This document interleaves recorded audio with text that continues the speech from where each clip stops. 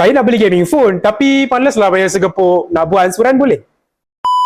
Dekat All Gadget Permaisuri Ceras ni, korang boleh buat ansuran smartphone dengan hanya menggunakan IC dan payslip je. Kosong deposit, tanpa penjamin dan tanpa kad kredit. Bulan pertama tak perlu bayar, bulan kedua baru start bayar. Ada free postage untuk korang yang duduk jauh, lagi-lagi Sabah dan Sarawak.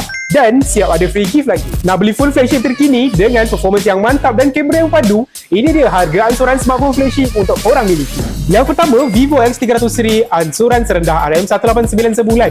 Yang kedua, Oppo Find X9 series serendah RM181 sebulan. Yang ketiga, OnePlus 15 serendah RM209 sebulan.